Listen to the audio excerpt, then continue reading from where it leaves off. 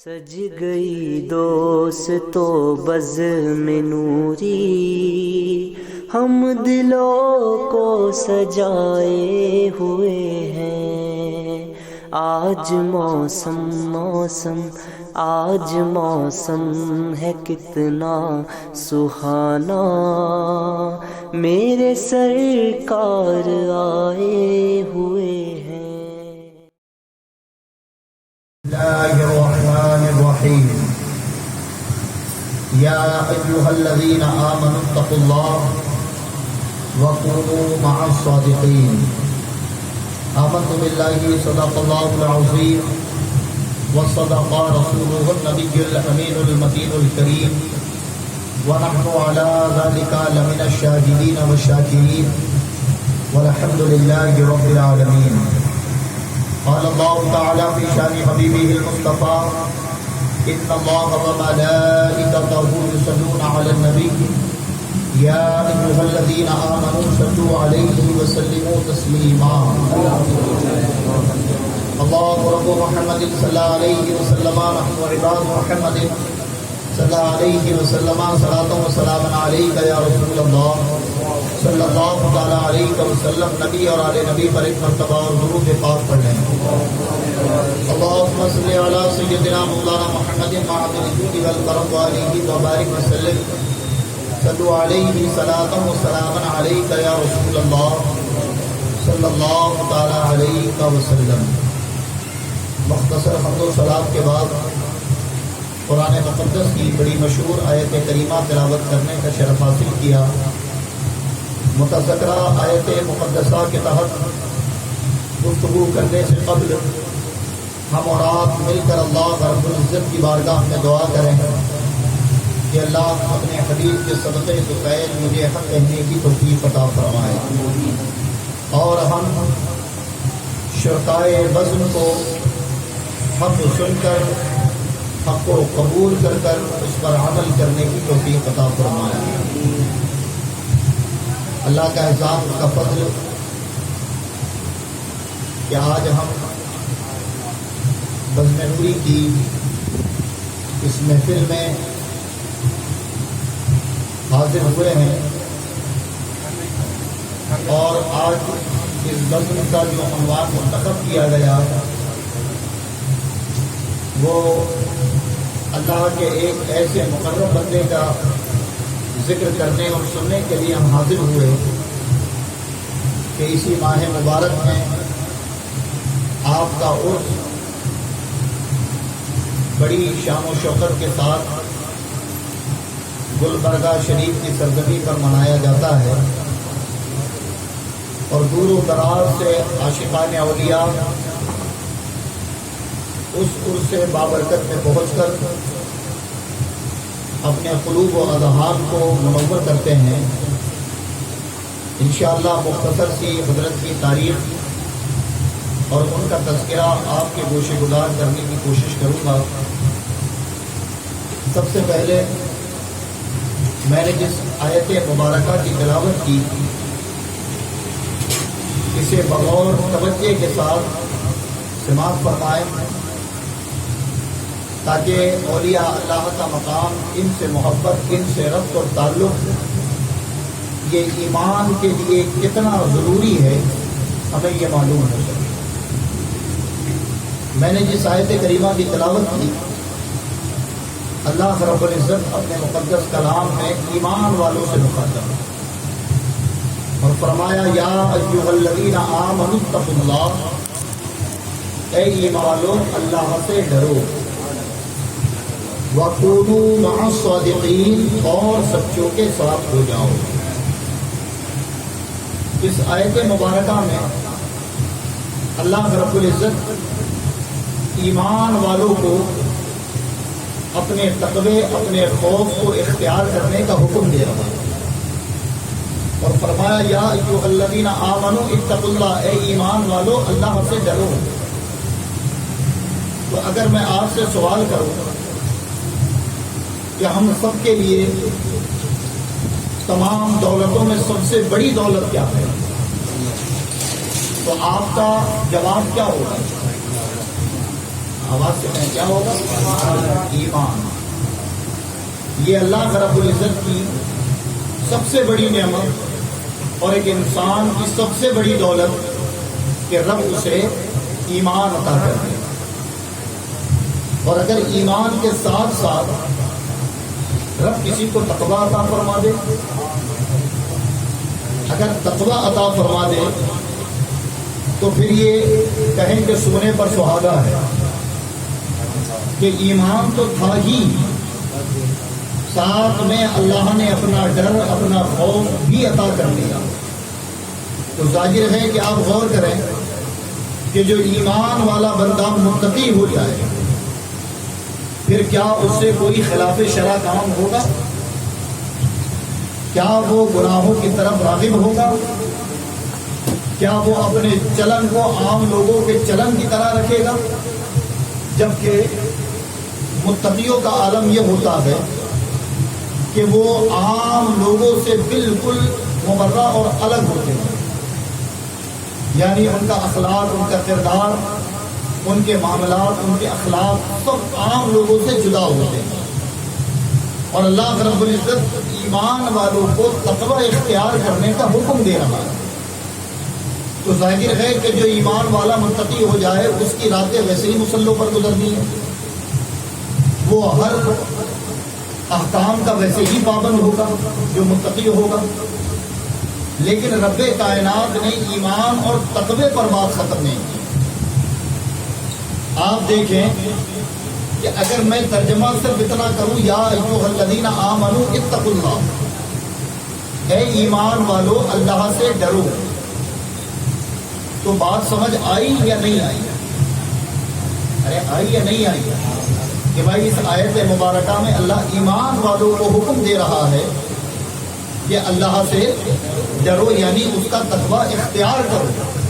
بات یہاں کمپلیٹ ہے، سمجھ بھی آ رہی ہے، لیکن رب کائنات نے یہاں بات کمپلیٹ نہیں فرمائی، بلکہ عربی زبان کا ایک قاعدہ ہے، قرآن جب بھی آپ پڑھو تو قرآن میں واو عاطفہ استعمال ہوتا ہے. یہ واو عاطفہ استعمال تب کیا جاتا ہے جب بات کو آگے بڑھانی ہے. جیسے مثال کے طور پر ہم اور آپ کسی مدعے پر بات کر رہے ہیں اور اسی ڈسکشن میں بڑی ضروری اور اہم بات اگر کہنی ہو تو عام طور پر ہمارا طریقہ یہ ہوتا ہے کہ اور اسے ضرور سن لو. تو گویا بات تو ایک ہی ٹاپک پر چل رہی تھی اور کچھ حد تک وہ بات کمپلیٹ ہو چکی، لیکن جب اسے اور آگے بڑھا کر اس کی اصل بتانا پڑتا ہے تو لفظ اور کا عام طور پر ہم لوگ بھی استعمال کرتے ہیں کہ اور یہ بھی سن لو، کہتے ہیں کہ نہیں؟ تو اسی طریقے سے قرآن پاک میں جب بھی واو آتا ہے تو واو ہے تو کئی ایک طریقوں کا، لیکن کبھی واو عطف کے لیے آتا ہے، یعنی بات کو آگے بڑھانے کے لیے. تو یہاں اللہ رب العزت نے یا ایھا الذین آمنوا اتقوا اللہ کے بعد واو عاطفہ کا استعمال فرمایا اور فرمایا وَكُونُوا مَعَ الصَّادِقِينَ، اے ایمان والو اللہ سے ڈرو اور سچوں کے ساتھ ہو جاؤ. کیا فرمایا؟ اور سچوں کے ساتھ ہو جاؤ. تو حضرات یہ سچوں کے ساتھ ہونے کا حکم کیوں دیا گیا؟ جبکہ ایک ایمان والا اگر متقی ہو جائے تو ایسے ہی تمام گناہوں سے وہ بچے گا. پھر سچوں کے ساتھ ہونے کا حکم کیوں؟ تو جب آپ اس پر غور کرو تو آپ کو معلوم ہوگا کہ کئی ایسے گزرے ہیں جن کا ایمان بھی تباہ ہوا، کئی ایسے گزرے ہیں جن کا تقویٰ بھی تباہ ہوا ہے. وجہ یہ نکلی کہ وہ محض ایمان اور تقوی کی بنا پر اپنے آپ کو کامیاب سمجھ رہے تھے اور رب کریم کے اس احکام پر عمل نہ کیا. آپ دیکھیں کہ رب کریم نے ایمان اور تقوی کے بعد ان دونوں کی حفاظت کا جو ہمیں ذریعہ بتایا وہ ذریعہ بتایا اہل اللہ، یعنی اللہ کے بندوں سچوں کے ساتھ ہو جاؤ. اگر تم ان کے ساتھ ہو جاؤ گے تو نہ یہ خود بھٹکیں گے نہ تمہیں بھٹکنے دیں گے. سمجھ آئی بات؟ کہ ان کے ساتھ ہونے سے ایمان کی بھی سلامتی اور ان کے دامن سے وابستہ ہونے کے بعد تقوی کی بھی سلامتی. اور پھر ہم اس کی دعا نماز میں بھی کرتے ہیں. ہم پڑھتے نا اہدنا الصراط المستقیم کہ اللہ ہمیں سیدھا راستہ چلا. صراط الذین انعمت علیہم، راستہ ان کا جن پر تیرا انعام ہوا. تو یہ کون ہیں انعام والے لوگ؟ اللہ نے ان کی تعریف بھی یوں بیان فرمائی فَأُولَٰئِكَ مَعَ الَّذِينَ أَنْعَمَ اللَّهُ، یہ وہ لوگ ہیں جن پر انعام من النبیین والصدیقین والشہداء والصالحین. اور فرمایا وَحَسُنَ أُولَٰئِكَ رَفِيقًا، یہ کیا ہی اچھے ساتھی ہیں. تو گویا قرآن پاک میں اللہ رب العزت نے اولیاء اللہ سے محبت، ان سے رب، ان سے تعلق کو اتنا اہم جز ایمان کا بیان فرمایا کہ اگر بندہ ان سے منہ موڑ لے اور ایمان اور تقوی کا دعویٰ کرتے پھرے تو نہ اس کا ایمان کامل ہے نہ اس کا تقوی کامل ہے. اور اس کی وجہ یہ ہے کہ محض اگر وہ ایمان اور تقوی کی بنا پر اپنے آپ کو کامیاب سمجھے اور پھر کسی رہبر، کسی سچے، کسی انعام یافتہ بندے کے دامن سے وابستہ نہ ہو تو اس کا ایک ایسا دشمن ہے جو صراط مستقیم پر بیٹھا ہے، جسے ہم اور آپ ابلیس کہتے ہیں. یہ صراط مستقیم پر بیٹھا ہے اور ہر ایمان والا اور متقی اپنے آپ کو صراط مستقیم پر غامضاً سمجھتا ہے. اگر ابلیس نے صراط مستقیم پر چلتے وقت اسے برگلا دیا، اپنے شر اور مکر سے اسے بہکا دیا تو اس کا ایمان بھی ضائع ہو گیا، اس کا تقویٰ بھی ضائع ہو گیا. لیکن اللہ کے حکم کے مطابق اگر اس نے کسی سچے کا دامن تھاما، اللہ والے سے محبت کی، کسی انعام یافتہ شخص کے دامن سے وابستہ رہا تو ان لوگوں کے لیے وعید ہے کہ شیطان کا شر، شیطان کا مکر ان پر نہیں چلتا. اس لیے کہ یہ دنیا میں فنا فی اللہ اور فنا فی الرسول ہو کر زندگی گزارتے ہیں. تو رب کریم انہیں وہ عظیم مرتبہ عطا فرماتا ہے کہ جو دنیا شیطان کے شر اور مکر میں آ کر بڑے بڑے گناہوں کی مرتکب ہوتی ہے، وہی یہ اللہ والے شیطان کے ہر شر اور مکر کا رد کرتے ہیں اور لوگوں سے اس کی حفاظت کرتے ہیں، لوگوں کو اس کے مکر اور اس کے شر سے بچاتے ہیں. اللہ والوں کی یہ شان ہے. جو اللہ والوں کی ذات کا منکر ہو، اللہ والوں سے محبت نہ کرے، اولیاء سے محبت نہ کرے اور ایمان و تقوی کی دہائی دے تو سمجھ جاؤ کہ رب کریم نے اسے کامل ایمان نہیں عطا فرمایا. اس لیے کہ کامل ایمان کا ایک جز محبت اولیاء ہے. یہ لازم ہے کہ اگر محبت اولیاء نہ ہو، اللہ والوں سے محبت نہ ہو تو پھر بندے کا ایمان کامل نہیں، چاہے وہ کتنی بھی دلائل دیتا پھرے. بلا شبہ جو ظاہری ایمان ہے اس میں ہم دیکھیں تو اولیاء اللہ کا بظاہر کہیں جو کلمات منتخب کیے گئے ایمان مجمل یا مفصل، تو کہیں اس میں اولیاء کا ذکر نہیں آتا. لیکن قرآن پاک اللہ کی کتاب کو پڑھیں تو اللہ رب العزت نے کئی ایک اہم مقامات پر اولیاء اللہ سے محبت، ان سے پیار اور ان سے ربط کی ہمیں تعلیم عطا فرمائی.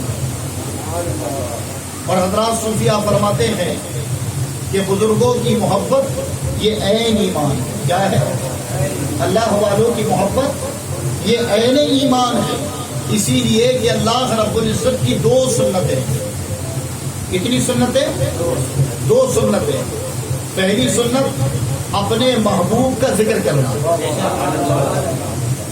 یعنی قرآن پاک شاہد ہے ان اللہ وملائکتہ یصلون علی النبی. اللہ فرماتا بے شک میں اور میرے ملائکہ میرے محبوب پر درود بھیجتے ہیں. فرمایا یا ایھا الذین آمنوا، اے ایمان والو تم بھی بھیجو، صلو علیہ وسلموا تسلیما، کہ تم بھی درود بھیجو. اللہ کی ایک سنت کہ مصطفیٰ جان رحمت کے ذکر کو بلند کرنا، مصطفیٰ جان رحمت کا ذکر کرنا، مصطفیٰ جان رحمت پر درود و سلام بھیجنا تاکہ نبی کریم کے درجات اور بلندتر بلند ہوتے جائیں، بلند اور بلندتر ہوتے جائیں. اور دوسری سنت بخاری کی صحیح حدیث قدسی ہے. اللہ کے نبی ارشاد فرماتے ہیں کہ اللہ فرماتا ہے کہ جب اللہ کو کسی بندے سے محبت ہو جاتی ہے تو اللہ حکم دیتا ہے کہ اے گروہ ملائکہ فلاں بندے سے مجھے محبت ہے، تم بھی اس سے محبت کرو۔ اور پھر حکم ہوتا ہے کہ جاؤ دنیا میں ہر اہل دل اور اہل ایمان کے اندر ان کی محبت ڈال دو۔ تو اب یہ دلیل ہے کہ اللہ کی دو سنت، ایک اپنے مقربین بندوں سے محبت کرنا اور دوسرا اپنے محبوب کا ذکر کرنا، اور ان دو سنتوں پر جو عمل کر لے گویا اس کا ایمان کامل ہو گیا، اور جو ان دو سنتوں میں سے کسی ایک سنت کو بھی ترک کر دے تو وہ کتنی بھی دعائی دیتا رہے لیکن اس کا ایمان کامل نہیں، اس لیے کہ جو عمل رب کو پسند ہے اگر بندہ اسے پسند نہ کرے تو ایمان کامل ہوگا۔ تو اولیاء اللہ سے محبت کرنا یہ صحیح حدیث میں، رسول پاک کا ذکر کرنا یہ قرآن میں، اور اولیاء اللہ کے ذکر کی رغبت رب نے ہمیں قرآن میں متعدد مقامات پر دلائی، جبکہ آپ دیکھیں تو اولیاء اللہ کے ذکر سے پہلے آگاہی دلائی گئی، آگاہی اٹینشن کیا گیا، اور جب آدمی کو اٹینشن کیا جاتا ہے، متوجہ کیا جاتا ہے، تو ظاہر ہے کہ بڑی اہم اور ضروری بات کہنی ہوتی ہے۔ آپ قرآن میں عام طور پر جب بھی کوئی خطیب، چاہے وہ جمعہ میں ہو یا کسی ممبر یا اسٹیج پر، وہ جب بھی تقریر اولیاء اللہ کی شان میں کرتے ہیں تو عام طور پر موضوع سخن کے لیے اس آیت کا استعمال کرتے ہیں، الا ان اولیاء اللہ لا خوف علیہم ولا هم يحزنون۔ اس میں جو لفظ الا ہے یہ آگاہی کے لیے آتا ہے، اٹینشن کے لیے، توجہ دلانے کے لیے، خبردار کرنے کے لیے۔ اور آپ دیکھیں کہ ذکر اولیاء کا ہے، لیکن اللہ رب العزت اس ذکر سے پہلے اپنے بندوں کو آگاہ کر رہا ہے اور فرما رہا ہے الا، آگاہ ہو جاؤ، خبردار ہو جاؤ، اب سنو جو میں کہنے جا رہا ہوں۔ فرما ان اولیاء اللہ لا خوف علیہم ولا هم يحزنون، کہ اللہ کے ولیوں کو نہ ہی کوئی خوف ہوتا ہے نہ ہی کوئی ملال۔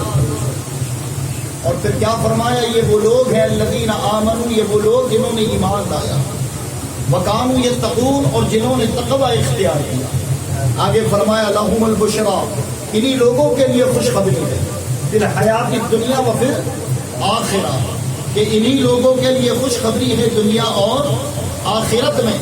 لا تبدیل لکلمات اللہ، کہ اللہ کے کلمات کبھی تبدیل نہیں ہوتے۔ کہ قرآن پاک میں کئی ایک مقام پر اولیاء اللہ کا ذکر موجود ہے۔ آج انہی اللہ والوں میں سے ہم اس شخص کا ذکر کرنے کے لیے یہاں جمع ہوئے ہیں کہ تاریخ میں جن کے لقب سے یاد کیا جاتا ہے، جن کا لقب کہ خواجہ بندہ نواز غیث دراز رحمت اللہ تعالیٰ علیہ، اصل معنوں میں یہ ان کا لقب ہے، اور اس لقب سے پوری دنیا میں آپ کا تذکرہ ہے، آپ کا ذکر موجود ہے۔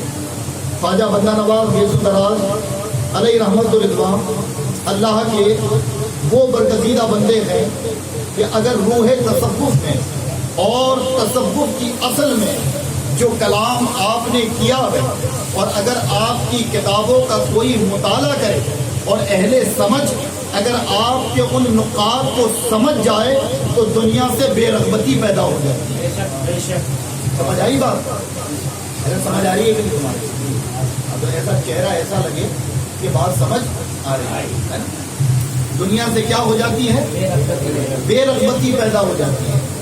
اور یہ بے رغبتی پیدا ہونا یعنی دنیا کی لذتوں سے آدمی چھٹکارا پاتا ہے، اور اللہ رب العزت کے ذکر، مصطفیٰ جان رحمت کی اطاعت میں ہماتن وہ مصروف ہوتا ہے، اور تمام گناہوں سے، تمام خلاف شرع کاموں سے وہ اپنے آپ کو اور امت محمدی کو بچانے کا کام کرتا ہے۔ یہ دنیا سے بے رغبتی کا مطلب ہے، یعنی دنیا بھی لذتیں پھر اس کے استقامت کے قدموں کو لرزا نہیں سکتی۔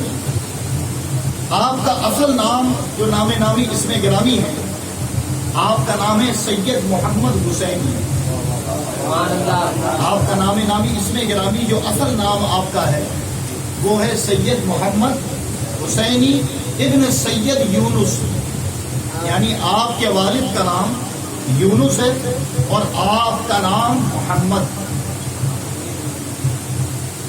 شاہ عبد الحق محدث دہلوی علیہ رحمہ اخبار الاخیار کے اندر جو آپ کی ولادت کے تعلق سے ذکر فرماتے ہیں، آپ فرماتے ہیں کہ آپ 4 رجب المرجب غالباً 710 ہجری میں دہلی کی سرزمین پر پیدا ہوئے۔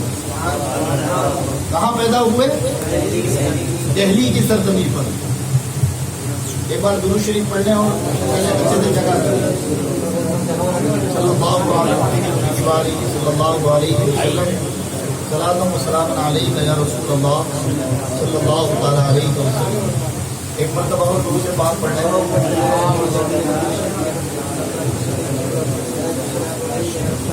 نعرہ تکبیر، نعرہ رسالت، مولانا اہل سنت زندہ باد، زندہ باد۔ اب ایک مرتبہ آپ کی ذہنیت کو چیک کرنے کے لیے آپ خواجہ بندہ نواز کا اصل نام کیا ہے؟ سید محمد حسین، سید محمد حسین ابن سید یونس رحمۃ اللہ تعالیٰ علیہ۔ آپ کی ولادت کے تعلق سے جو مورخین نے ذکر فرمایا کہ 4 رجب المرجب غالباً 710 ہجری میں آپ کی ولادت باسعادت دہلی کی سرزمین پر۔ آپ کے والد سید یونس حسینی چونکہ آپ 22 یا 12 پشتوں سے جا کر آپ کا سلسلہ نسب مولائے کائنات شیر خدا حضرت علی رضی اللہ تعالیٰ عنہ سے چلتا ہے۔ آپ حسینی سید ہیں، یعنی راوی کہتے ہیں کہ آپ امام زین العابدین کی اولادوں میں سے، امام حسین کی اولادوں میں سے، اور آپ کو رب کائنات نے ایک طویل عمر عطا فرمائی، یعنی آپ کو تقریباً 104 برس کی عمر رب کائنات نے یا 106 برس کی عمر اللہ رب العزت نے خواجہ بندہ نواز گیسو دراز پیدا دہلی میں ہندوستان کی سرزمین پر ہوئے، اور بچپن سے ہی ایسی سادہ طبیعت، اور ظاہر ہے کہ جن کے خون میں حسینی رنگ ہو تو پھر بھلا وہ تصوف کے معیار پر فائز نہیں ہوں گے تو کون ہو؟ کیونکہ صبح قیامت تک اگر منصب ولایت کسی کو پانا ہے تو کسی سید کا توسل ضروری ہے۔ اگر کسی آل نبی کا فیض اس پر منتقل نہیں ہوا تو وہ کتنی بھی عبادت و ریاضت کرے، ولایت کے منصب تک وہ اس وقت تک نہیں پہنچ سکتا جب تک کوئی آل نبی اولاد علی اپنے لفظوں سے یا اپنے کرم سے اسے نواز نہ دے۔ یہ شرط ہے اس دور میں، اور صبح قیامت تک کسی کو منصب ولایت پر فائز ہونے کی۔ آپ کی عمر 8 یا 10 برس کی ہوئی تو آپ دہلی کی سرزمین پر خواجہ نصیر الدین چراغ دہلوی رحمت اللہ تعالیٰ علیہ کی صحبت میں رہنے لگے، اور آپ کی صحبت کو جب اختیار کیا تو آپ اسی عمر سے پابند صلاۃ ہو گئے، پابند صوم ہو گئے۔ یعنی آپ کا حال یہ تھا کہ جب آپ کے پیر و مرشد کی صحبت میں تو ایک دن پیر و مرشد نے بلایا اور بلا کر کہا، اے سید محمد یہ بتاؤ کہ کیا تم اشراق کی نماز پڑھتے ہو؟ کہا حضور ہاں میں اشراق کی نماز پڑھتا ہوں۔ تو پیر و مرشد نے آپ کو تعلیم فرمائی کہ اگر بہتر ہو تو فجر کے وضو سے اشراق کی نماز پڑھا کرو۔ آپ نے اس عادت کو اپنایا۔ چند دن جب گزرے تو پھر پیر و مرشد نے تلقین فرمائی کہ اگر ہو سکے تو اب فجر کے وضو سے چاشت کی نماز بھی ادا کیا کرو۔ آپ نے اس طریقے کو بھی اپنایا، اور پھر حضرات 12 یا 13 سال کی عمر ہوئی کہ آپ اپنے پیر و مرشد کے دیوانے ہو گئے۔ ابھی تک آپ نے بیعت و خلافت نہیں عطا فرمائی، نہ بیعت فرمایا نہ خلافت عطا فرمائی۔ جب آپ کی عمر 15 یا 16 برس کی ہوئی تو اس وقت جو ہے دہلی جو آج کیپٹل ہے، آج راجدھانی ہے، اس وقت جو ہے ایک بادشاہ نے دہلی کو کیپٹل ہٹا کر تغلق آباد کو جو ہے وہ راجدھانی مقرر کر لیا۔ یہ تغلق آباد یعنی یہ دکن نہیں آتا ہے، تو اس کو انہوں نے ہندوستان کی راجدھانی بنا دیا۔ تو جتنے علماء صلحاء صوفیاء تھے یہ تمام کے تمام دہلی کو چھوڑ کر جا کر تغلق آباد میں آباد ہو گئے. آپ کے والد بھی آپ کے ساتھ چلے گئے اور پھر وہاں آپ کی تربیت و پرورش ہوئی. لیکن چونکہ پیر کی محبت دل میں اتنی تھی کہ جب 55 کی عمر میں والد آپ کے طریقہ کار کو دیکھتے تو راوی کہتے ہیں اخبار الخیار میں عبدالحق محمد دہلوی فرماتے ہیں کہ آپ 3 مہینے مسلسل روزہ رکھا کرتے تھے، یعنی ماہ رجب کا کہ پورے روزے، پھر ماہ شعبان کے آپ 10 یا 11 روزے رکھتے. تو پیر و مرشد نے کہا کہ بیٹا اگر تم ماہ شعبان کے 21 روزے رکھو تو اللہ رب العزت مسلسل تمہیں 3 ماہ روزے رکھنے کا ثواب عطا کرے گا. تو آپ نے پیر و مرشد کی تلقین پر پھر ماہ شعبان میں بھی 21 روزے رکھنا شروع کر دیے. جب آپ تغلق آباد پہنچ گئے تو چونکہ ایک بے چینی کی محبت تھی اور یہ محبت اللہ والوں سے حقیقت معنوں میں اگر ہو جائے تو یہ انسان کا جینا محال کر دیتی ہے، یہ جینا محال کر دیتی ہے. یہ واقعہ سنا ہوگا نا آپ نے کہ ایک مرتبہ جب غریب نواز ہندوستان آئے تھے آپ خیمے میں رہا کرتے تھے تو ایک نوجوان بچہ کم سنی عمر کا لڑکا وہ آپ کے خیمے کے پاس سے جب بھی گزرتا تو ایک رونے کی آواز اسے آتی، کراہنے کی آواز آتی. تو ایک دن اس کے دل میں بے چینی ہوئی، وہ چلا گیا اور پوچھا کہ بابا میں آپ کے خیمے کے پاس سے جب گزرتا ہوں تو بڑے کراہنے اور رونے کی آواز آتی ہے. تو کہا بیٹا یہ رونا محبت کی وجہ سے. کہا یہ کیسی محبت ہے؟ کہا یہ محبت میرے پیر سے ہے کہ جب بھی ان کی محبت مجھے ستاتی ہے تو میں رو پڑتا ہوں. تو وہ کہتا ہے کہ حضور بابا جی مجھے بھی محبت سیکھنا ہے. کیا کہتا ہے کہ مجھے بھی محبت سیکھنا ہے، محبت ہوتی کیا ہے مجھے بتا ہے. سرکار غریب نواز فرماتے ہیں بیٹا تو ابھی محبت کے لائق نہیں. کہا مجھے بھی محبت سیکھنی ہے کہ محبت ہے کیا شے. تو کہا ٹھیک جا اپنے گھر سے اجازت لے آ کہ تو 2 دن یا 3 دن میری صحبت میں رہے. وہ گیا اپنے گھر اور اپنے گھر جا کر اپنی ماں سے اجازت لی. ماں نے اجازت دے دی. وہ لوٹ کر آیا اور 2 یا 3 دن وہ سرکار غریب نواز کی صحبت میں رہا. اب جب 3 دن گزر گئے تو غریب نواز نے کہا جا تیرا وقت پورا ہو گیا تو چلا جا. اب وہ اٹھ کر جب وہاں سے گیا اپنے گھر پہنچ گیا تو ماں دیکھتی ہے کہ دیواروں سے ٹیک لگائے گمسم بیٹھا ہے، آنکھوں میں آنسو ہے. اگر کوئی کھانے کو دے تو کھانا نہیں کھاتا، کوئی بات کرے تو اس کا صحیح جواب نہیں دیتا، اور جب بھی کوئی پوچھے کہ ماجرا کیا ہے تو کہتا ہے اگر مجھے خوش دیکھنا ہے تو اسی بابا کے پاس چھوڑا، اسی اللہ والے کے پاس چھوڑا. وہ 3 دن میں اتنا بے چین ہو گیا کہ تڑپتا تھا کہ غریب نواز کی بارگاہ میں جاؤ، لیکن گھر والے روک لیتے. حد سے زیادہ جب اس کی محبت کی انتہا ہو گئی تو گھر والوں نے خود غریب نواز کی بارگاہ میں لے گئے اور کہا کہ جب سے آپ کی بارگاہ سے آیا ہے پھر گھر میں اس کا دل نہیں لگتا، اور بیٹھ کر زاروں قطار روتا تھا. جب وہ آیا تو سرکار غریب نواز فرماتے ہیں کہ پتہ چلا محبت کسے کہتے ہیں، یہ محبت ہے. اور فرمایا تیرا 3 دن میں یہ حال ہے، میں نے تو برسوں اپنے پیر و مرشد کے ساتھ گزارے، تو پھر میری محبت کا حال کیا ہوگا. اور پھر حضرات یہ اللہ والے بھی کیسے تھے کہ 3 دن کوئی صحبت میں رہ لے تو ان کی صحبت بھولی نہیں جاتی، اور ایک غم ہے جو ان کا دم تو بھرتے ہیں. اگر برسوں بھی کوئی ہمارے ساتھ ہے تو چند دنوں میں وہ ہمیں بھلا دیتا ہے، اس لیے کہ ہمارا کردار، ہمارا اخلاق، ہمارا طریقہ کار اتنا لوگوں کو پسند کرنے والا ہوتا ہے کہ کبھی ہم لوگوں کو اپنی زبان سے اذیت دیتے ہیں، کبھی طریقہ کار سے اذیت دیتے ہیں. ان اللہ والوں کی کیا شان ہے کہ چند لمحہ کوئی ان کی صحبت میں گزار لے تو پھر وہ اپنا سب کچھ ان کے قدموں میں لٹانے پر آمادہ ہوتا ہے. حقیقت معنوں میں یہ وہ کردار پیش کرتے ہیں جو مصطفیٰ سے پایا جو نبی پاک نے انہیں کردار اور اخلاق کے جواہرات عطا فرمائے ہوتے ہیں، یہ اس سے مزین ہوتے ہیں. تو بہرحال جب تغلق آباد میں خواجہ بندہ نواز بیسو دراز سکون پریزہ ہو گئے تو 15 برس کی عمر تھی اور آپ کے والد سید یونس کا وصال باکمال ہو گیا. جب والد کا سایہ سر سے اٹھ گیا تو پھر آپ کی بے چینی اور استغراق اور بڑھتا رہا. آپ نے والدہ سے کہا کہ مجھے دہلی لے چلے.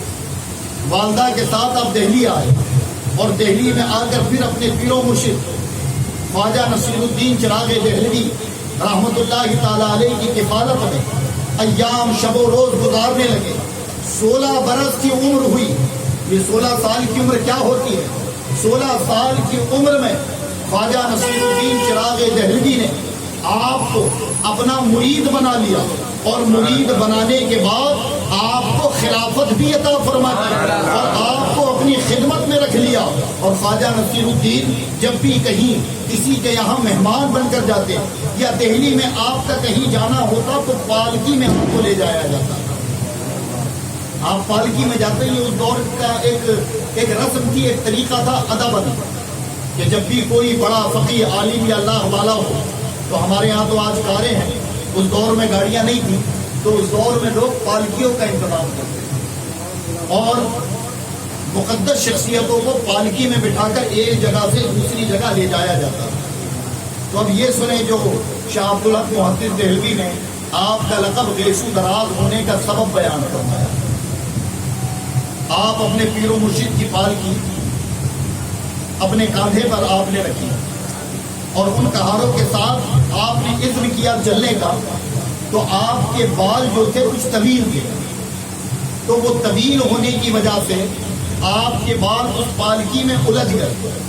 اور جب پالکی میں الجھے اور پیر و مرشد اس پر سوار ہو چکے تھے, آپ نے چاہا کہ میں ان بالوں کو نکالوں, لیکن دل میں خیال آیا کہ اگر بالوں کو نکالتا ہوں تو پالکی میں حرکت ہوگی, اور اگر پالکی میں حرکت ہوگی تو پیر و مرشد کو اذیت ہوگی. بس اس ادب کے وجہ سے آپ نے اپنے بالوں کو اسی میں پھنسے رہنے دیا اور آپ نے پورا سفر اسی حال میں کیا. آپ نے تکلیف برداشت کی, اذیتیں برداشت کی, لیکن پیر و مرشد کے آرام اور ان کے ادب میں خلل نہ آنے دیا.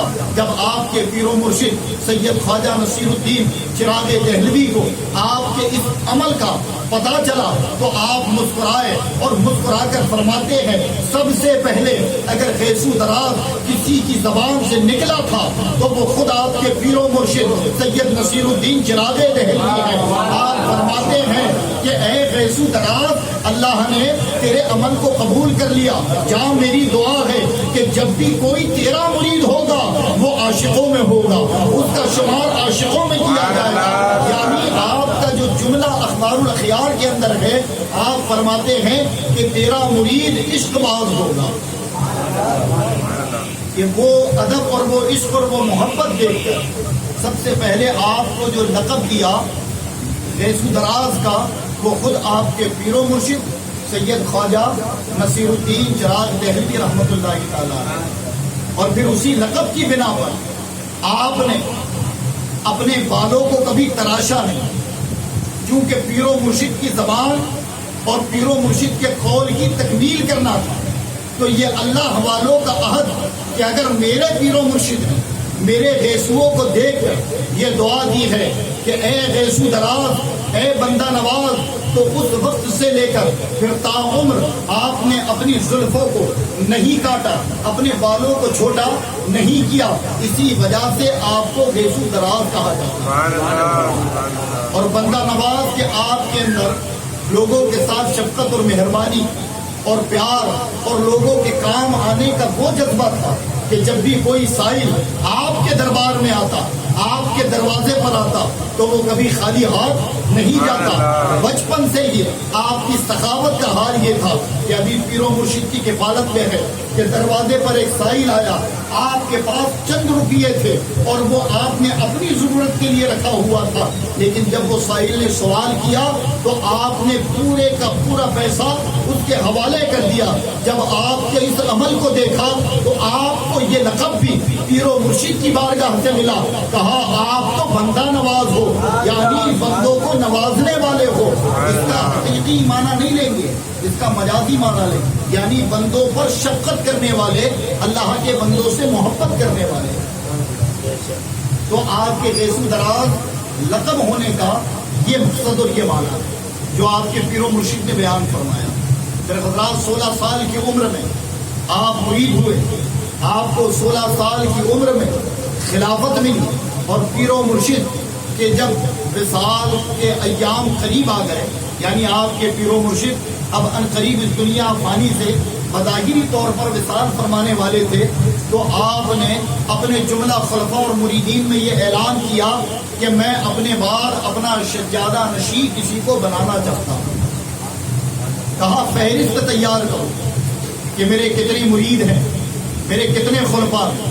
تو گویا جو آپ کے مریدین تھے، مشائخ تھے، خلفاء تھے، انہوں نے باقاعدہ فہرست تیار کی، اور جب فہرست تیار ہو گئی تو لا کر خواجہ نصیر الدین کی بارگاہ ہمیں پیش کیا۔ آپ نے شروع سے لے کے اخیر تک تمام خلفاؤں کے نام پڑھے، لیکن اس میں کہیں بھی خواجہ بندہ نواز ریسو دراز کا نام موجود نہیں تھا۔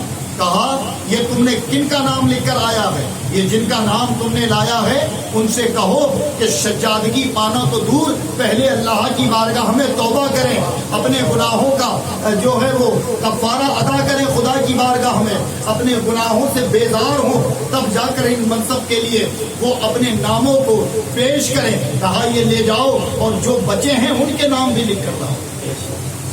تو پھر مریدین نے لے گئے اور دوسری بار پھر لسٹ بنائی۔ جب لسٹ بنائی تو وہ دوسری بار بھی لسٹ میں خواجہ بندہ نواز ریسو دراز کا نام نہیں تھا۔ آپ پھر جلال میں آئے، واپس کر دیا۔ کہا تیسری بار لسٹ بنائی جائے۔ جب لسٹ بنائی تو تیسری بار بھی نام نہیں تھا۔ کہا میرا بندہ نواز ریسو دراز سید محمد کہاں ہے؟ کہا حضور ان کا نام لکھنا تو ہم بھول گئے۔ کہا جس کو میں اپنا سجادہ بنانا چاہتا ہوں اس کا نام ہی لکھنا تم نے بھول گئے۔ اپنے ہاتھوں سے قلم اٹھائی اور آپ کا نام لکھا، اور لکھ کر کہا کہ میرے بعد میرا سجادہ، میرا جانشی اگر کوئی ہوگا تو وہ سید محمد بندہ نواز ریسو دراز۔ یعنی آپ مشائخ چشت میں ایک بڑی حیثیت رکھتے ہیں۔ آپ چشتیہ سلسلے اور چشتیہ طریق کو فالو کرتے ہیں۔ چشتیہ سلسلے سے آپ کا تعلق تھا۔ پیر و مرشد کا وصال ہو گیا، اور جب پیر و مرشد کا وصال ہوا تو آپ واپس اپنی والدہ کے ساتھ تغلق آباد لوٹ گئے۔ پھر تغلق آباد میں آپ نے جب اپنی زندگی گزاری اور پیر و مرشد اور مشائخ چشت کا جو فیض اور فیوض اور اخلاق و کردار آپ کو ملا تھا، جب اس کا مظاہرہ لوگوں کے سامنے آپ نے کیا تو حال یہ ہے کہ وہ پورا علاقہ آپ کا فرما بردار ہو گیا، آپ سے محبت کرنے والا ہو گیا، آپ سے پیار کرنے والا ہو گیا۔ پھر حضرات وہی آپ نے اپنی زندگی کے تقریباً جتنے بھی سال یعنی 106 برس آپ کو رب نے عمر عطا فرمائی، اس پوری عمر آپ نے وہی گزاری گلبرگہ شریف میں۔ آج آپ کا مزار مبارک موجود ہے، لیکن اتنی طویل زندگی میں آپ نے تقریباً 120 کتابوں کو تصنیف فرمایا۔ کتنی؟ 120 کتابوں۔ اور یاد ہے جب پیر و مرشد کے ساتھ رہتے تھے تو پیر و مرشد کی بارگاہ میں جب آپ تھے تو باطنی علوم سے تو مزین تھے۔ پیر و مرشد نے کہا اے سید محمد تم ظاہری علوم بھی حاصل کرو، تو آپ نے ظاہری علوم حاصل کیا، اپنے وقت کے فقیہ، محدث، قرآن کے مفسر بنے۔ اور یاد ہے کہ آپ کی ایک تفسیر بھی ہے جو تصوف میں اتنی گہرائی رکھتی ہے کہ اگر تصوف کا شوق رکھنے والا، تصوف کی طرف جس کی توجہ ہو، اگر وہ خواجہ بندہ نواز ریسو دراز کی اس تفسیر کا مطالعہ کرے تو کئی معارف اور حقائق اس کے سامنے ظاہر ہوں گے کہ آپ نے تصوف کی ان گہرائیوں کو بیان کیا ہے جو عام آدمی کے بس کی بات ہے۔ 120 تصنیفیں، 120 کتابیں آپ نے تصنیف فرمائی، اور پھر اس کے بعد خدمت خلق اور امت محمدی کی ہمدردی اور دین کی تبلیغ و اشاعت کا جذبہ آپ کے اندر ایسا تھا کہ جس طرف آپ رخ کرتے سینکڑوں کو کلمہ پڑھاتے اور دائرہ اسلام میں لے آتے۔ حضرات محترم، ظاہری علوم حاصل کر کر آپ نے علوم شرعیہ پر مہارت حاصل کی، اور جب بھی کوئی آپ سے شرعی سوال کرتا تو دلائل کی روشنی میں آپ اس کا جواب عنایت فرمایا۔ خواجہ بندہ نواز ریسو دراز آج بھی گلبرگہ شریف میں مدفن ہے، جلوہ فرمان ہے۔ معلوم کہ جہاں آپ کی زندگی کا مختصر میں نے تعارف کرایا وہی آپ صاحب کشف و کرامت بزرگ تھے۔ آپ کو رب نے ایسی کرامتیں اور ایسی حقائق والی زبان عطا فرمائی کہ آپ کو حق کی اصل کہا جاتا تھا۔ ایک مرتبہ یہ ہوا کہ ہر دور میں مسخرے لوگ ہوتے ہیں، مسخرے لوگ تو ہر دور میں ہوتے ہیں، تو اس دور میں بھی کچھ مسخرے لوگ تو وہ آئے اور کہا، جیسے آپ نے سنا ہوگا واقعہ خواجہ قطب الدین بختیار کاکی سے حسد رکھنے والوں نے آپ پر الزام لگایا تھا، ایسے ہی خواجہ بندہ نواز گیسو دراز ان سے حسد رکھنے والے، اس لیے کہ جہاں بھی اللہ کا مقرب بندہ اور ایمان جس کے قلب میں پہنچ چکا ہوگا، پھر ظاہر ہے کہ وہ سب کو خوش نہیں کر سکتا، اس لیے کہ وہ اصل مومن کی طرح زندگی گزارے۔ اور مومن کون؟ اللہ کے رسول کے فرمان کے مطابق المؤمن مرۃ المؤمن، مومن مومن کا آئینہ ہے، یعنی مومن جیسا ہوتا ہے وہ دوسرے کو بھی ویسا ہی سمجھتا ہے۔ اپنے اگر کسی کے اندر خرابی دیکھے تو بے باک ہو کر خرابی بتاتا ہے، اور اگر کسی کے اندر اچھائی دیکھے تو بے باک ہو کر اچھائی بتاتا ہے۔ مومن کے اندر نہ حسد ہوتا ہے، نہ بغض ہوتا ہے، نہ منافقیت ہوتی ہے، نہ غیبت چغلی، ان گناہوں میں وہ ملوث ہوتا ہے۔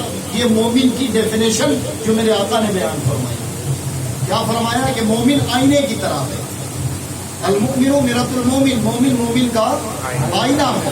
ایسی زندگی خواجہ بندہ نواز گیسو دراز نے گزاری، اور ظاہر ہے کہ جو اللہ کا ولی ہو، جس کو مشائخ چشت کا فیض ملا ہو، پھر بلا حق بیانی سے وہ باز کیسے آ سکتے ہیں؟ تو جہاں جس کو غلط دیکھا آپ نے اس کا رد فرمایا، اسی بنا پر آپ کی دشمنی لوگوں نے دلوں میں پالی۔ لیکن یاد رکھو کہ حق بیانی کرنے والے کہ جتنے بھی باغی ہوتے ہیں یا حق گو کے جو دشمن ہوتے ہیں، وہ دنیا میں بھی رسوا ہے، آخرت میں بھی رسوا ہے، اور دنیا میں اس کا خامیازہ انہیں بھگتنا پڑتا ہے۔ تو چند بدبخت تھے جو آپ کا بغض دل میں رکھتے اور لوگوں کو برگلاتے کہ دیکھو پورا تغلق آباد اور اس کے اطراف کا علاقہ ان سے بڑی محبت کرتا ہے، کیوں نہ ہم ان کی عزت لوگوں کی نگاہ میں مجروح کر دیں، لوگوں کی نگاہ میں کمتر کر دیں۔ تو انہوں نے ایک پلان بنایا کہ چلیں ایک آدمی کو ہم نقلی طور پر مارتے ہیں۔ کیا کیا کہ نقلی طور پر اس کو مار دیتے ہیں، ڈولا سجاتے ہیں اور لے کے چلتے ہیں بندہ نواز کے پاس، اور کہتے ہیں کہ اس کی نماز جنازہ پڑھاؤ، اور اس کو یہ کہہ دیا کہ جیسے ہی یہ پہلی تکبیر کے بعد دوسری تکبیر کہیں تو اٹھ کر کھڑا ہو جانا۔ یہ پلان بنا کر وہ چلے۔ اب جب وہ وہاں پہنچے تو خواجہ بندہ نواز گیسو دراز نے انہیں دیکھا، اور دیکھتے ہی فرمایا، کیا فرمایا آپ نے کہ ہم مردوں کی نماز جنازہ پڑھاتے ہیں، زندوں کی نہیں۔ لیکن یہ بدبخت نہ سمجھے، کہا نہیں نہیں یہ مر چکا ہے، آپ نماز جنازہ پڑھائے۔ آپ پھر کہتے ہیں کہ مان جاؤ ہم مردوں کی نماز جنازہ پڑھاتے ہیں، زندوں کی نہیں۔ لیکن وہ بدبخت پھر بھی نہ مانے، تو آپ نے کہا اگر اب تم چاہتے ہو تو ٹھیک ہے، لاؤ اس کا جنازہ رکھو، اب اس کی نماز جنازہ پڑھائی جائے۔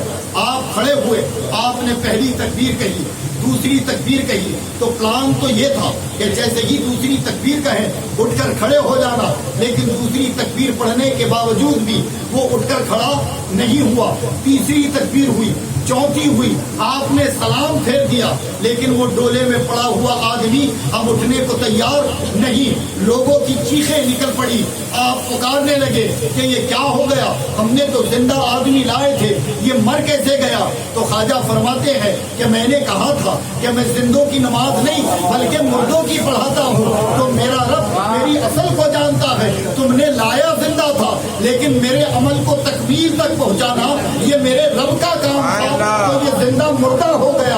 حضرات اتنا کہنا تھا، جب لوگوں نے اسے چیک کیا تو واقعتاً وہ مردہ ہو چکا تھا، وہ مر چکا تھا۔ یہ اللہ والوں کے ساتھ کھلواڑ اور مذاق کا خامیازہ ہوتا ہے، لیکن چونکہ جہاں یہ سخت ہوتے ہیں وہی اللہ والوں سے زیادہ نرم دل، مہربان، مشفق اور کوئی ہوتا بھی نہیں کہ جب ان کی بارگاہ میں کوئی گڑ گڑائے تو یہ پھر اپنے گڑ گڑانے والے کو ضائع نہیں جانے دیتے. آج بھی اللہ والوں کے دربار دیکھو کہ جب تک دنیا میں تھے تو غریبوں کا ٹھکانہ انہی کا دربار، اور جب دنیا سے چلے جاتے ہیں تب بھی غریب اور مساکین کا ٹھکانہ انہی کا دربار. وہ کسی راجہ مہاراجا کے دروازے پر نہیں بیٹھتے. آپ دیکھو تو غریبوں کا ہجوم اللہ والوں کے دربار میں ہوتا ہے، کیونکہ اللہ انہیں مشفق بناتا ہے. یہ لوگوں پر مہربان ہوتے ہیں، یہ سخی ہوتے ہیں، لوگوں کے ساتھ سخاوت کرتے ہیں. تو خواجہ نے جب اس شخص کی نماز جنازہ پڑھائی اور وہ مر گیا، انتقال ہو گیا، اس کی ماں کو خبر ملی. جب اس کی ماں کو خبر ملی تو اس کی ماں دوڑی آئی اور آنے کے بعد کہتی حضور یہ ان بچوں سے غلطی ہو گئی، انہیں معاف کر دیں، اللہ کی رضا کے لیے میرا یہ بیٹا مجھے عطا کر دیں، مجھے واپس کر دیں. جب ماں کا تڑپنا خواجہ بندہ نواز نے دیکھا تو فوراً آپ نے اللہ کا حکم دے کر اس کی طرف اشارہ کیا کہ وہ مرا ہوا پھر زندہ ہوا. لیکن اللہ والوں کی زبان، ان کا قول کہ اگر انہوں نے کسی مردے کو زندہ کہہ دیا تو رب انہیں زندہ کرتا، اگر کسی زندے کو مردہ کہہ دیا تو وہ مردہ ہو جاتے ہیں. حضرات ایسی کئی ایک کرامتیں ہیں، لیکن اصل معنوں میں ہم اللہ والوں کی تاریخ کا حق اس لیے نہیں ادا کر پاتے کہ جب بھی ہمیں کوئی کہتا ہے کہ کسی اللہ والے کی سیرت یا ان کی زندگی کے حالات بیان کرو تو عام طور پر ان کی کرامتوں کو ہی ان کی سیرت سمجھی جاتی ہے. سمجھا یہ جاتا ہے کہ کرامت ہم نے بیان کر دی تو گویا ہم نے ان کی سیرت کا حق ادا کر دیا. جو ان کی سیرت کے اہم پہلو تھے اور جنہیں معتبر کتابوں کے اندر، جس میں بالخصوص شاہ عبد الحق محدث دہلوی علیہ رحمہ کی کتاب اخبار الخیال، اس میں آپ نے مختصر ہی تذکرہ فرمایا لیکن بڑا جامع تذکرہ، اور ان تذکروں میں ایک کرامت کا ذکر نہیں ہے بلکہ آپ نے آپ کے اقوال اور آپ کا جو تصوف کا اصول تھا اسے بیان فرمایا. تصوف پر فائز ہونے کے لیے یہ بات ہو سکتا ہے کہ آپ لوگوں کے لیے بڑی گاڑی ہو یا نہیں ہو، لیکن اللہ والوں کی سیرت بیانی کا حق ایسے ہی ادا ہوتا ہے. آپ فرماتے ہیں کہ منصب تصوف پر کسی کو پہنچنے کے لیے 3 موتیں مرنا پڑتا ہے. کتنی موتیں؟ 3 موتیں مرنا پڑتا ہے. تو لوگوں نے پوچھا حضور کو 3 موتیں کیسی جو اسے مرنا پڑتا ہے؟ تو کہا 3 موتیں ایسی، ایک موت سفید ہے، ایک موت سرخ ہے اور ایک موت سیاہ ہے. تو کسی نے پوچھا حضور یہ سفید موت کا معنی؟ تو کہا سفید موت سے مراد بھوک ہے. کیا فرمایا؟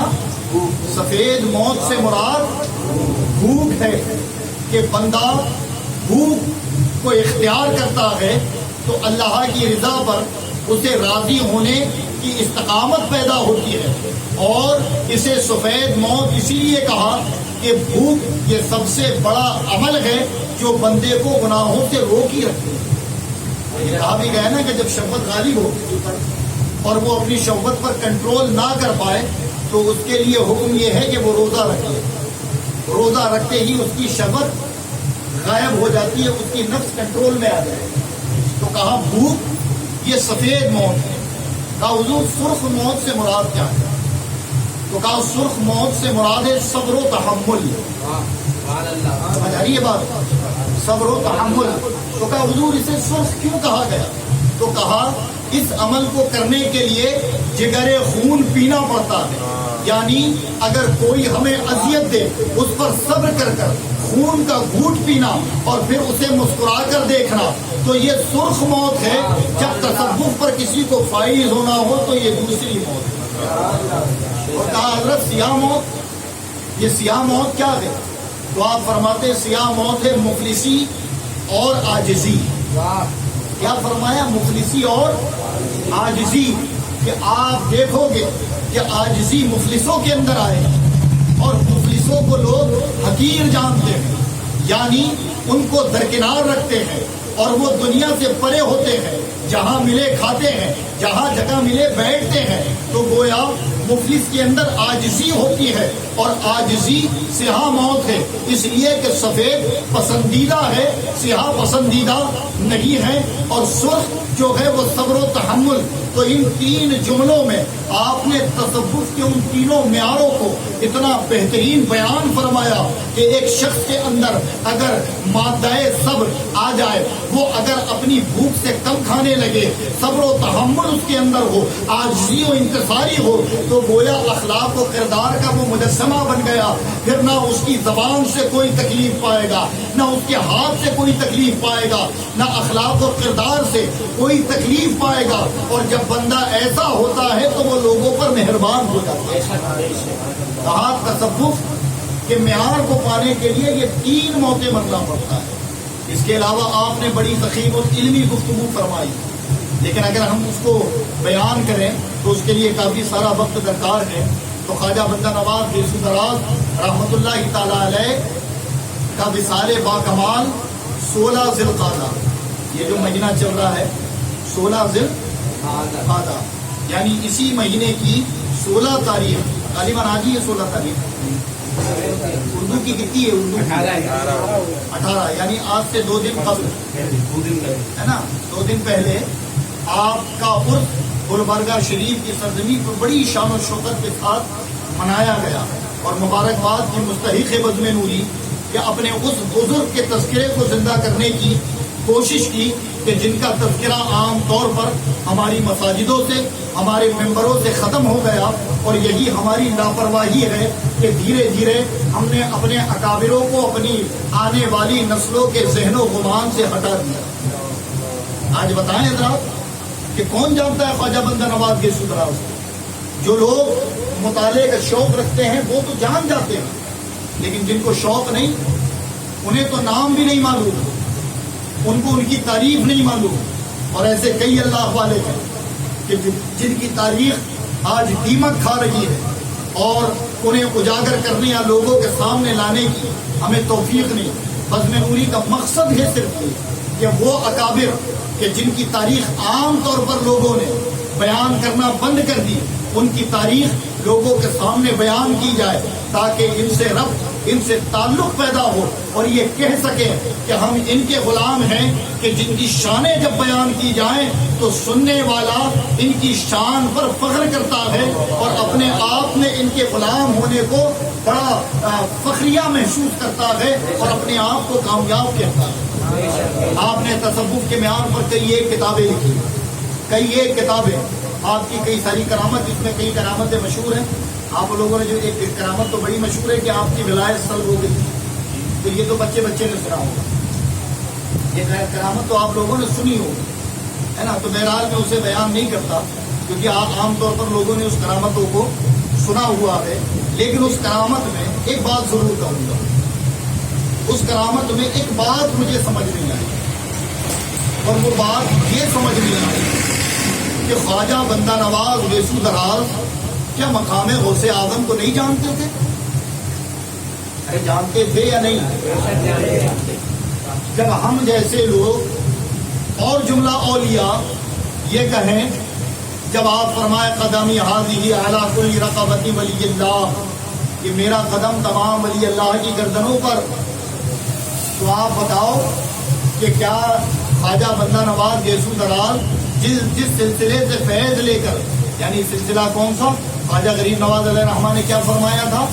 آپ خراسان کی پہاڑیوں میں تھے اور آپ نے سر جھکایا اور فرمایا تھا کہ آپ کا قدم میرے گردن پر۔ آپ نے غریب نواز نے فرمایا، غریب نواز کے مرید خواجہ قطب الدین، ان کے مرید بابا فرید الدین، ان کے مرید محبوب الہی، ان کے مرید محبوب الہی کے مرید خواجہ نصیر الدین چراغ دہلوی، اور ان کے مرید ہیں سید محمد خواجہ بندہ نواز گیسو دراز۔ تو اپنے مشائخ کے ادب اور تعظیم کو کیا انہوں نے ملحوظ نہیں رکھا ہوگا؟ تو بہرحال یہ بات سمجھ نہیں آتی کہ ان کی زبان سے بھی کبھی غوث پاک رضی اللہ تعالیٰ کی بے ادبی کا کوئی پہلو نکل سکتا ہے، اور بہرحال میں یہ نہیں کہتا کہ یہ واقعہ غلط ہے، لیکن یہ واقعہ چونکہ میری سمجھ میں نہیں آیا، اس لیے عام طور پر میں اسے بیان نہیں کرتا۔ اللہ تبارک و تعالیٰ ہمیں خواجہ بندہ نواز گیسو درات علیہ رحمہ کے فیوز و برکات سے مالا مال فرمائے اور ہمیں تصوف کی روح کو سمجھنے کی توفیق عطا فرمائے. ان اللہ والوں کا تذکرہ کر کر ہمیں اپنے قلوب و اذہان کو منور کرنے کی توفیق عطا فرمائے. بس میری آپ سے گزارش ہے کہ بزم مرید کی محفل کا مقصد صرف یہی ہے کہ اور وہ اکابر جن کی عام طور پر تاریخیں نہیں بیان کی جاتی. ارے ہمارے خسارے کی سب سے بڑی بات تو یہ ہے کہ ہم جس امام کی پیروی کرتے ہیں امام اعظم ابو حنیفہ، اصل میں 70% سے زیادہ لوگوں کو تو اپنے امام کا اصل نام بھی نہیں معلوم، اصل نام بھی نہیں معلوم. یہ ہمارا خسارہ ہے اور اسی لاپرواہی کی وجہ سے ہم نے ہماری نسلوں کی نگاہوں میں اللہ کے مقربین بندوں کی عزتوں کو جو مجروح کیا ہے اس کا خامیازہ آج تمہارے اور ہمارے بچے اور خود ہماری نسلیں اسکول اور کالجوں میں بھگت رہی ہیں. بتاؤ کیا وہ پرہیزگار اور متقی بادشاہوں کو تمہارے بچے تمہارے گھر کی جنریشن جو ہے وہ چور ڈاکو اور لٹیرا نہیں پڑھ رہی ہے؟ پڑھ رہی ہے نہیں پڑھ رہی ہے؟ اور جو حقیقت میں لٹیرا تھا اس کو ایک بہترین مہان آدمی بیان کیا جا رہا ہے. لیکن چونکہ ہم نے اپنی اصل نہیں بچا پائی، ہم نے وہ کام نہیں کیا جو ہم اپنی نسلوں تک پہنچاتے ہیں. ہم تو صرف نعرے بازیوں میں رہ گئے. ہمارا حال تو صرف یہ ہوا کہ ہم وہ بات سننے کے عادی بن گئے جو ہمارے کانوں کو پسند آئے.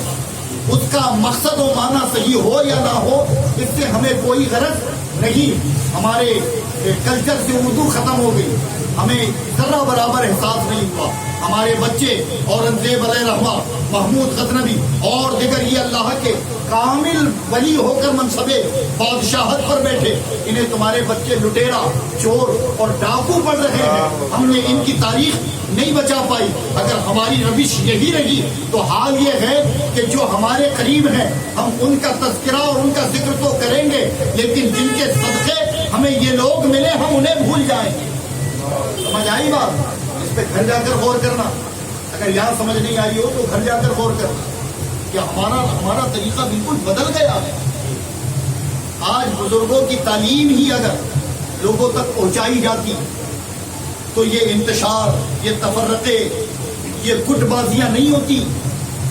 وجہ یہ ہے کہ تصوف سے دور کر کر محض جملے بازیوں میں قوم کو گرفتار کر دیا گیا. اور اسی کا خامیازہ ہے کہ آج دیکھا جائے تو ایک جاہل جس کو تصوف اردو میں لکھنا نہیں آتا وہ منصب تصوف پر بیٹھا ہوا ہے، اور وہ آدمی کہ جس کو حقیقت معنوں میں شریعت کی وہ نہیں معلوم وہ منصبوں پر بیٹھا ہوا ہے. اور جب ایسے لوگ ہوں گے تو ظاہر قوم میں تفرقے اور بربادیوں کے علاوہ اور کیا پھیلے گا. تو اس لیے ہم پر لازم ہے کہ ہم اپنے بزرگوں کی تاریخ زندہ کریں، ان کے عرصوں کو یاد رکھیں، ان کے نام پر محفل کا انعقاد کریں، اور پھر ان کی تاریخ ولادت یا وصال کے دن مختصر ہی صحیح لیکن ان کے تذکرے کا اہتمام کریں تاکہ ہماری آنے والی نسلوں کو معلوم ہو کہ یہ کون تھے. ورنہ حضرات کنڈے کھا رہے ہو اور امام جعفر صادق کون تھے یہ تمہیں معلوم نہیں. 11ویں شریف کا لنگر ہوتا ہے اور غوث پاک کا صحیح نام نہیں، اس کو بھی کہتے غوث پاک، ان کا بھی صحیح نام نہیں. تو یہ ہمارے لیے خرابی ہے. اور اگر تذکرہ ہو بھی جائے تو غوث پاک کی حیات پر کلام نہیں ہو رہا بلکہ ان کی کرامتیں بتائی جا رہی ہیں. وہ کرامتیں سن کر تم نے اتنے نعرے لگائے، خوب سبحان اللہ کہا اور چلے آئے، اور کوئی پوچھے کہ غوث پاک کی پوری سیرت سے تعلیم کیا ملی تو کہا نہیں وہ انہوں نے دریا سے کشتی نکالتی تھی اور ان کے ابا نے سیب کھانے کے چکر میں کئی سال ایک باغیچے کی آبیاری کی تھی. انہوں نے سورج پر چلے گئے تھے، انہوں نے ایک چور کو ولی بنا دیا تھا. اس کے علاوہ ہم نہیں جانتے کہ غوث پاک کیا تھا. تو اللہ کہیں نہ کہیں یہ ہماری کاہلی ہے. بلا شبہ کرامتیں بیان کریں. میں کرامتیں بیان کرنے کا منکر نہیں ہوں، کرامتیں بیان ہوں لیکن کرامتوں کے ساتھ ساتھ ان اللہ والوں کی حیات زندگی بھی بیان ہو تاکہ ایک آدمی بھی اگر ان کی زندگی سے متصل ہو گیا تو نہ جانے وہ کتنوں کو راہ ہدایت پر لانے والا. اللہ تبارک و تعالیٰ ہمیں عمل کی توفیق عطا فرمائے. استغفر اللہ ربی من کل ذنب واتوب الیہ. لا الہ الا اللہ محمد رسول اللہ صلی اللہ علیہ وسلم.